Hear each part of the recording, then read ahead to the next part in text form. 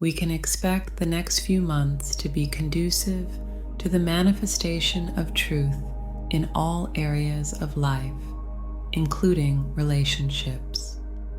It's about balancing karma when everything gets back on the right track. That is, the twin flames become aware and can go on a direct journey towards each other, leaving behind everything that has been weighing them down. Everyone has heard the concept of karma at least once, but more often than not, we use the expression incorrectly. What exactly is not karma? So-called karma is not punishment for sins. Some people like to imagine that if someone harms them, according to their own criteria, they should be punished for it. They are happy when someone does bad things because they think it is punishment to that person for some, in their opinion, evil done. They don't see that they are building their karma in this way, because karma is nothing but simply the consequences of our free choices, actions, and even thoughts, intentions, directed at someone else. We spend our entire lives building karma. At some point, we will all experience the consequences of our actions, both honorable and far from it. No one is free from this rule. We are witnessing it right now. There is also no such thing as instant karma, which means that one day someone had a fight with someone, and therefore, if they had an accident the next day, they were punished for that fight. This has nothing to do with karma, because in modern terms, it is resolved over a period of at least a few years. And for some people, the construction and resolution of karma has taken many lifetimes. This can give the impression that there is no justice, that God allows different things to happen, and that evil triumphs. In essence, it is a process in which we see manifestations of both what we think is good and what we think is bad. Everything has its time. Evil has its time. Good too.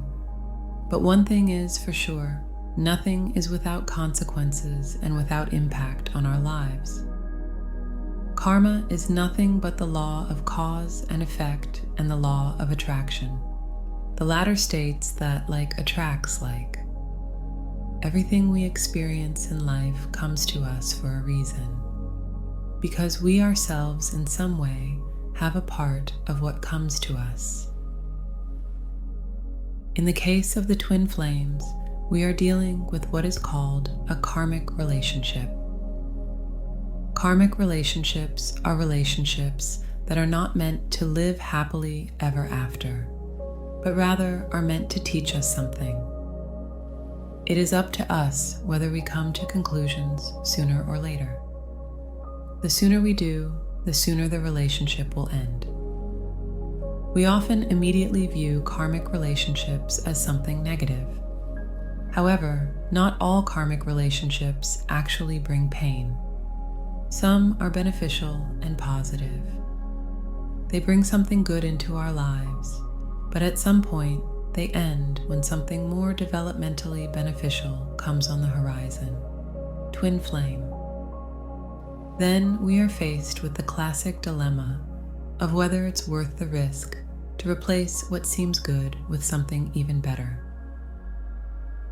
Taking a broader view, even those karmic relationships that we consider negative are not so bad at all. They are experiences that are meant to awaken the twin flames.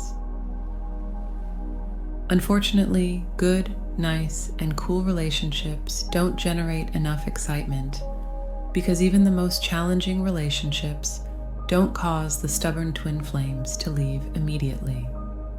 On the contrary, the more toxic the situation, the more people tend to stick with it. As I've written before, entering into a particular relationship is not an accident. It's also the law of attraction. If we manifest someone in our lives, it means that our energy at the time that person came to us was somewhat similar. Nothing comes to us that we have not earned in some way before. The goal is to see it, work through it, and move on to put something better in place. So, in essence, karmic relationships, including or perhaps especially toxic ones, make us better people. Every twin flame who finds themselves in a karmic, toxic relationship has decided that they will enter into one with a person to experience something that true love is definitely not. To experience that what attracts you on the outside can stink on the inside. Karmic relationships are most often built on what is on the outside, that is money, matter, and what you can see at a glance. However, the twin flame can go unrecognized for a very long time, even many years. The new year brings extraordinary changes in karmic relationships. Many will now be held responsible for the consequences of their actions, and we are not the ones judging whether those actions were good or bad. We will simply watch as everything that has been turned upside down, meaning someone, for example, ended up in a place where they didn't belong, had more or less than they deserved, will come into balance. You can expect a complete reversal of roles, sometimes changing the situation 180 degrees. Anything that was based and built on not so good motives, someone was dishonest, we can expect this to be uncovered and resolved in some way. If a person acted honestly, even in silence, he or she will attract positive things. Some will fight to keep theirs, others don't realize yet that they deserve more. True love has a chance to rekindle. So far, it has been clouded by materialism and superficial motives.